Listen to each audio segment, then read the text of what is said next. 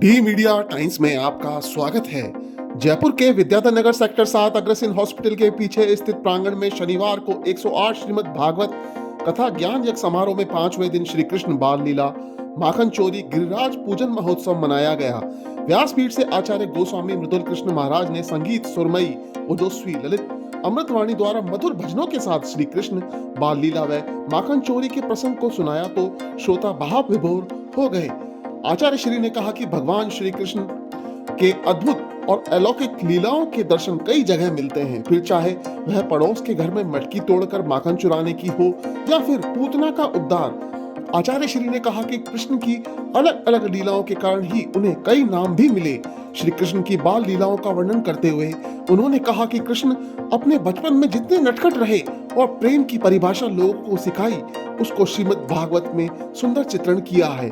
कथा के दौरान भक्तों ने भगवान श्री कृष्ण के भजनों पर खूब तालियां बजाई और भजनों पर नृत्य किया, जिससे माहौल भक्तिमय हो गया। वहीं मटकी फोड़ सजी झांकी श्रद्धालुओं के लिए आकर्षण का केंद्र रही। इस दौरान भागवत कथा श्रवण के लिए विद्याधर नगर विधानसभा से कांग्रेसी नेता, पीसीसी कोषा अध्यक्ष और लीको के निदेशक सीताराम अग्रवाल, महानगर टाइम्स समाचार पत्र के संपादक गोपाल शर्मा सहित कई गणमान्य लोग मौजूद रहे। अध्यक्ष राम रतन अग्रवाल व महासचिव गिरीश अग्रवाल ने बताया कि मंगलवार को महारास कथा मथुरा गमन श्री रुक्मणी विवाह महोत्सव मनाया जाएगा। हम आपको बता दें कि भागवत कथा 12 जनवरी से 18 जनवरी तक रोजाना दोपहर 2 बजे से शाम 6 बजे तक विद्याधर नगर सेक्टर 7 अग्रसेन हॉस्पिटल के पीछे स्थित प्रांगण में हो रही है।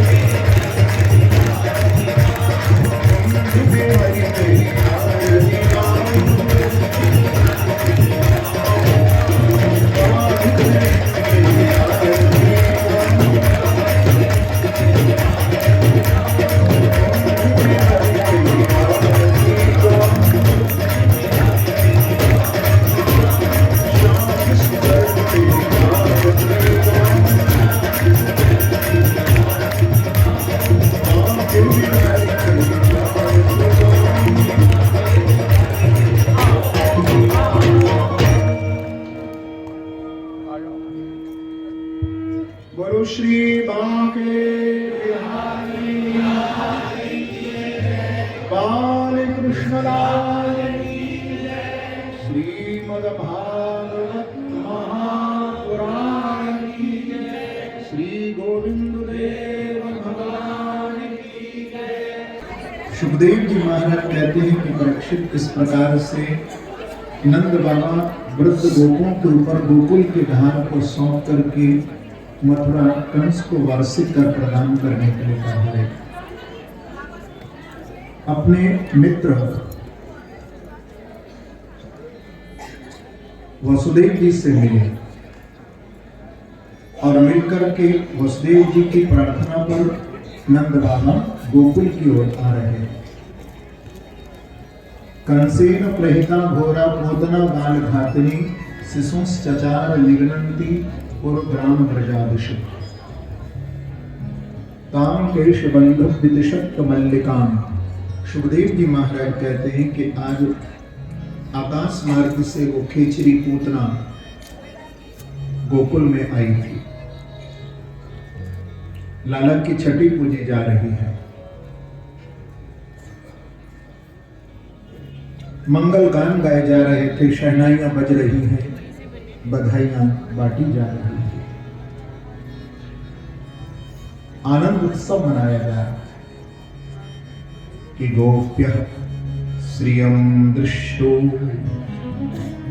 मिवागतां पति। इतनी सुंदर है पूतना, इतने सुंदर वस्त्र, इतने सुंदर गहने, सुखदेव जी तो भागवत में कह रहे हैं कि लगता है आज लक्ष्मी जी अपने नारायण से मिलने आई हैं। देखिए कथा, गोप्य श्रियम दृष्टमिवागताम पतिम, अपने पति नारायण से लक्ष्मी मिलने आई है। इतना सुंदर लगा।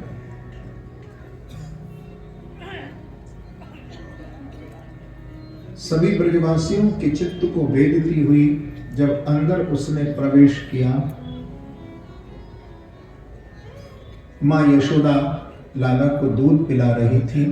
देख करके लाला को पालने में सुलाकर मैया आई और बोली, अरे वीर, अरे सखी, कहां से आई है? ये उतना बोली कि ब्रजरानी, मैं तेरे लाला को दर्शन करने को आई हूं। सो अपने लाला को मुझको दर्शन करा, देखो कैसा तेरा लाला है। अब मैया के अंदर तो कोई भेदभाव नहीं है, क्योंकि जो भी आ रहे थे सबकी गोद में लाला को दे रही हैं, सबको लाला का दर्शन करा रही है। और सबको ऐसा लगता था गोकुल में कि कृष्ण केवल नंद बाबा के यहाँ ही पैदा नहीं बने, सबको ऐसा लग रहा था कि हमारे घर में ही कृष्ण आए हैं।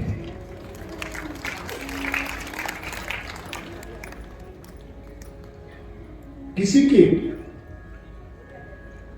के प्रति भेदभाव नहीं है, कौन छोटा, कौन बड़ा, कौन गरीब, कौन अमीर, सबकी गोद में लाला को मां दे रही थी। वाह, क्योंकि प्रभु तो सबके है ना, किसी एक की प्रॉपर्टी थोड़ी है भगवान, सबका अधिकार है प्रभु को।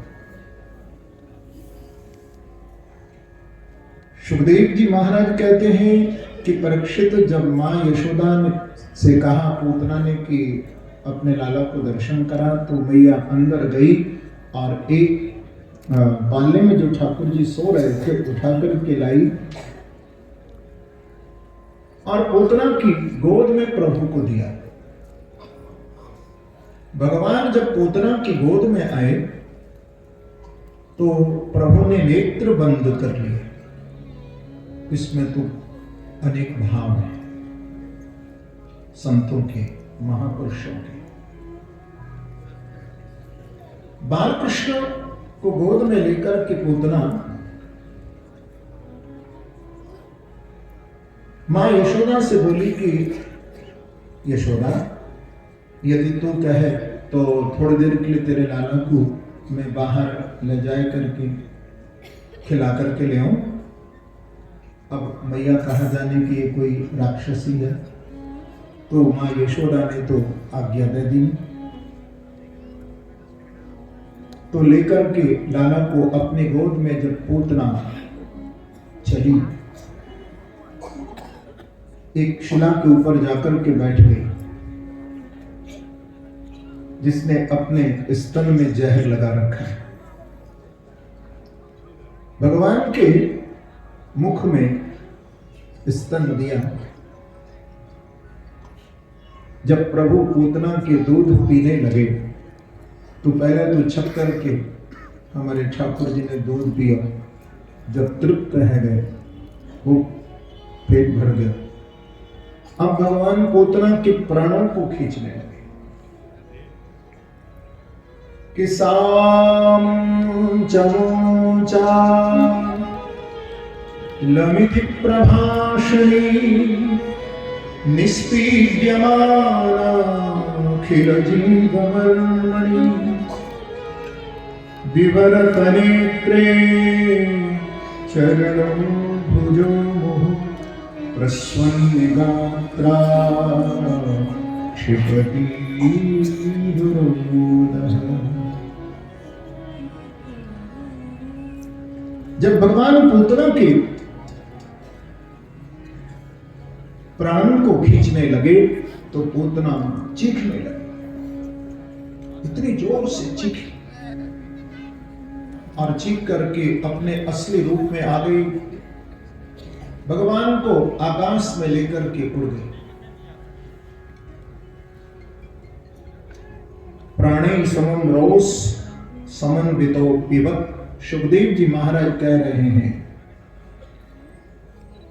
भगवान स्तनपान किए जा रहे थे, प्राणों को खींचे जा रहे।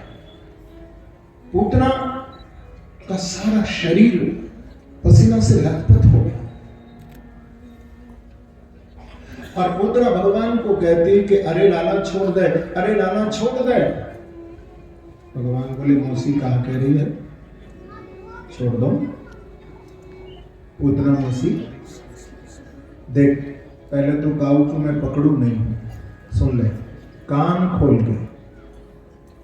हमारे बिहारी जी कह रहे पहले तो मैं काऊ को पकड़ू नहीं, और जब एक बार पूतना मौसी काऊ को मैं पकड़ लूं तो फिर छोड़ूंगा, फिर छोड़ता है। ये तो संसार के लोग हैं, कितने स्वार्थी होते हैं,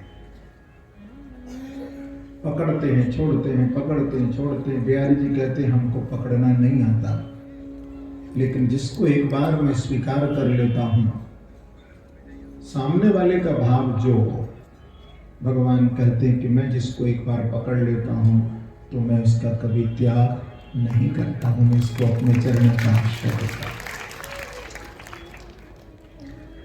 क्योंकि एक भगवान ही ऐसे हैं जो हमसे निस्वार्थ प्रेम करते हैं, उनको हमसे क्या स्वार्थ, कोई प्रयोजन नहीं।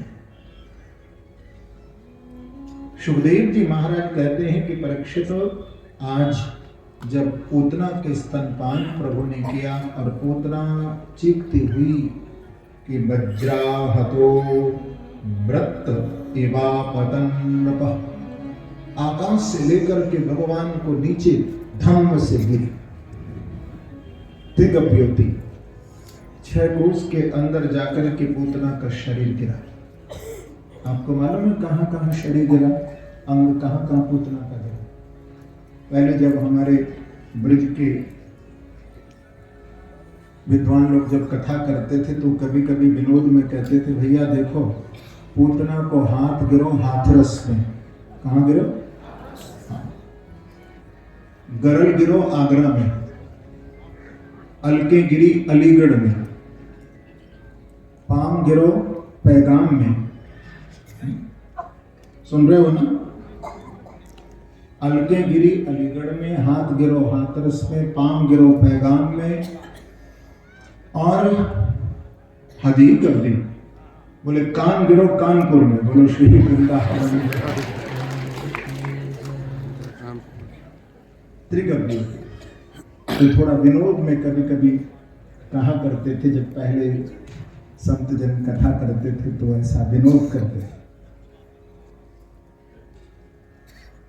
इस प्रकार से पूतना के वक्षस्थल पर भगवान खेल रहे हैं और पूतना के स्तन पर खेलते हुए प्रभु का दर्शन जब ब्रजवासियों ने किया तो ब्रजवासियों ने देखो सीढ़ी लगाई, इतनी विशाल थे, सीढ़ी लगा करके उस पर चढ़े और बालकृष्ण को उतारा और लेकर के गोपियों के अंक में प्रदान किया। जिन गोपियों के हृदय में भगवान के प्रति वात्सल्य भाव है, पुत्र भाव है, कि क्रीडन्तम पातु गोविंद शयानम पातु माधव। गोपियां लेकर के लाला को गौशाला में गई सीधे, और कहीं नहीं गई, नंद भवन में नहीं गई, गौशाला में गई। और जाकर के गोपियों ने क्या किया, जाके गोपियों ने सबसे पहले लाला को गौमूत्र से स्नान कराया। गोमूत्रेण स्नापित्वा, गाय के मूत्र से लाला को स्नान हुआ। और गौ माता के चरणों की चरण धूल लेके बालकृष्ण के अंग अंग से लगा रही है, माथे पर, गालों पर, कान पर, पूरा अंग में गौ के चरणों की धूल रज लगा रही।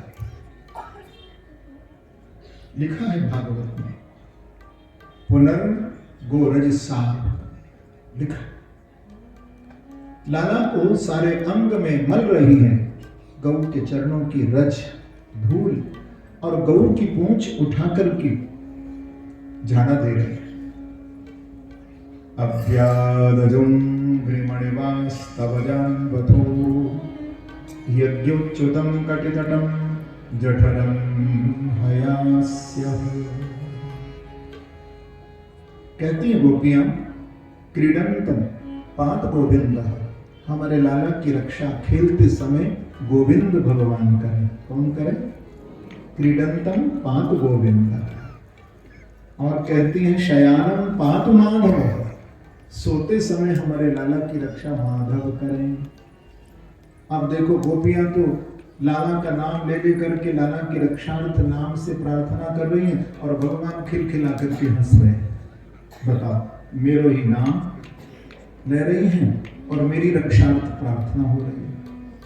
इस बात को भगवान इस लीला में हमें बताना चाहते हैं। भगवान कहते हैं कि जो शक्ति भैया मेरे नाम में है, वो शक्ति तो मेरे अंदर भी नहीं है। प्रभु नाम की शक्ति है। अपनी सारी शक्ति प्रभु ने अपने नाम में भर दी है। इस प्रकार से गोपियों ने भगवान का रक्षा विधान करके मैया की गोद में भगवान को दिया और माँ ने लाला को गोद में लेकर के थपथपी लगा करके शयन कराया। इधर जब नंद आदि गोप मथुरा से लौटे तो मार्ग में पूतना का शरीर पड़ा। ब्रजवासियों ने पूतना के अंग को काट काट करके अंतिम संस्कार किया। तो जिस समय अंतिम संस्कार पूतना का हो रहा था तो सारे गोकुल में ऐसा लगता है कि हजारों अगरबत्तियां जल गई हैं। इतनी सुगंध, इतनी महक। कटधूमस्य सौरभ्य, सुखदेव जी महाराज कह रहे, इतनी सुगंध, इतनी सुगंध। तो राजा परीक्षित ने पूछा कि गुरुदेव, जब इस शरीर को जलाया जाता है तो इसमें से दुर्गंध निकलती है और आप कहते हैं कि पूतना के शरीर से सुगंध निकल रही थी, तो ये पूतना कौन है? इतनी बड़ी कृपा कृष्ण इस पर कर रहे हैं। तो सुखदेव जी कहते हैं कि राजन, पूर्व जन्म में ये पूतना राजा बलि की बेटी थी और वामन अवतार के समय भगवान ने इसको कहा था कि जब मैं कृष्ण अवतार में आऊंगा, क्योंकि इसके अंदर भगवान का दर्शन करके ये भाव आया था कि वामन जैसा बेटा यदि मेरे होता तो मैं अपने गोद में बिठा करके दूध पिलाती। वात्सल्य भाव आया था। लेकिन जब छल लिया था ना, आपने कल कथा सुनी ना, 3 पग पृथ्वी मांगी और जब छल लिया राजा बलि को तो रत्नमाला के अंदर थोड़ा हिंसा का भाव भी आ गया। यदि एक भाव रहता तो भगवान पूतना का वध नहीं करते। इसलिए कहते हैं कि देखो, एक भाव से ही भगवान को भजो, एक निष्ठ भाव। अपने भाव को कभी परिवर्तित मत होने दो। लेकिन पूतना के अंदर 2 भाव आ गए थे। पहला भाव वात्सल्य और दूसरा भाव हिंसा। तो भगवान ने पूतना के स्तन पान करके पूतना को मां की गति तो प्रदान की, लेकिन भगवान को पूतना का वध भी करना पड़ा। कम वा दयालु शरणं व्रजेमः, कृष्ण के बराबर कौन दयालु हो सकते हैं? आज सुखदेव जी परीक्षित को कह रहे हैं कि राजन, भगवान ने पूतना के स्तन पान करके पूतना को ही पवित्र नहीं किया है, प्रभु ने पूतना के शरीर को भी पवित्र कर दिया है। क्योंकि ये जो पूतना है, श्रीमद् वल्लभाचार्य जी ने अपनी टीका में इस पूतना का स्वरूप बताया। ये जो पूतना है, ये अज्ञान है, ये अविद्या है। ये अविद्या के नाश की कथा है। जीव के अंदर जो अज्ञान बैठा है, जो अविद्या बैठी है, उसका नाश ज्ञान के द्वारा ही हो सकता है। और भगवान ज्ञान रूप है। जब यह जीव ज्ञान रूप परमात्मा की शरण में जाता है तो इसके अज्ञान का, इसकी अविद्या का मेरे गोविंद नाश कर देते हैं। और गुरुदेव बोले कि इनके अनंत नाम हैं, अनंत इनके रूप हैं, इनको मैं कौन सा नाम दूं, कौन सा इनके स्वरूप का वर्णन करूं। पर हम आए हैं आचार्य के रूप में, तो इनका नामकरण तो हमको करना ही पड़ेगा। कि आसन वर्णास्त्रयो ह्रस्य विर्णतो गयं तनु शुक्लो रक्तस्तथा पीतो इदानीं कृष्णकांगतः। देखो नंदू, ये बैठे तो रोहिणी मां की गोद में, लेकिन रोहिणी का पुत्र नहीं है ये यशोदा का लाला है। इनके युग युग में अवतार हुए, कभी शुक्ल अवतार, कभी रक्त अवतार, कभी पीत अवतार, और अब तो इन्होंने कृष्ण रूप से अवतार लिया है। तो आज मैंने आपके लाला का नाम रखा है कृष्ण कृष्ण कृष्ण। इतना आकर्षण आपके लाला में होगा, जो एक बार नंद बाबा आपके लाला को दर्शन कर लेगा ना, वो तो खिंचो ही चलो आवेगा। इतना आकर्षण हो, इतना आकर्षण। और ये तुम्हारा जो लाला है ना नंद बाबा, ये साक्षात नारायण है। तो अब तक तो भगवान बिल्कुल शांत बैठे थे, चुप बैठे थे मां की गोद में। जब गुरुजी ने कहा कि नारायण है, तो लाला आंखें निकालने लगे गुरुजी की ओर। छोटे से देखो, छोटे से हैं अभी, लाल आंखें दिखा रहे। गुरुजी तो डर गए और बोले कि प्रभु ये लाल आंखें क्यों? बोले गुरुजी लाल आंखें ना निकालूं तो क्यों? आप मुझे नारायण बता रहे हो? गुरुजी बोले आप नारायण नहीं हो। बोले मैं जानता हूं। आंखों ही आंखों में गुरु चेले की बातें हो रही, भगवान की, कृष्ण की और गर्गाचार्य जी की। बोले मैं जानता हूं, मैं भगवान हूं, मैं नारायण हूं। तो गर्गाचार्य जी ने कहा तो मैंने भी तो आपको नारायण ही कहा है, तो आप नाराज क्यों हो गए? ये लाल आंखें दिखा रहे हो। तो भगवान बोले कि गुरुदेव, यदि आप इस बात पर मोहर लगा दोगे कि मैं नारायण हूं, तो मालूम है क्या होगा? बोले क्या होगा महाराज? बोले मेरे मैया और मेरे बाबा मेरे लिए एक छोटा सा मंदिर बनवाएंगे कि भैया हमारा लाला तो नारायण है, अभी आपके लिए एक मंदिर बनवाओ। और मंदिर में उस मूर्ति की जगह मुझे पधरा देंगे, हमारा लाला नारायण, और सूखे सकल पारे भोग लगाएंगे। ठाकुर जी को जब भोग लगाने की बात आती है, खुद तो 56 भोग खाता है, और ठाकुर जी के सामने एक कटोरे में छोटी सी हम चिनोरी रख देते हैं, थोड़ी सी मिश्री रख देते हैं, और खुद क्या क्या खाते हैं, प्रेम से कहो श्री।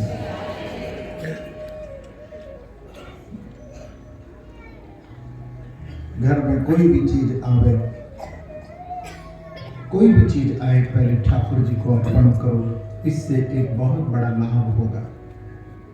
बच्चे भी ये बात समझ जाएंगे, क्योंकि हम बड़ों ने छोड़ दिया ना ऐसा करना। यदि घर में हमारे ये बात शुरू हो जाए कि कोई भी घर में चीज आएगी पहले भगवान को भोग लगेगी, तो घर में कोई गलत चीज का कभी प्रवेश ही नहीं हो सकता। मेरो लाला झूले पर नट होले जोता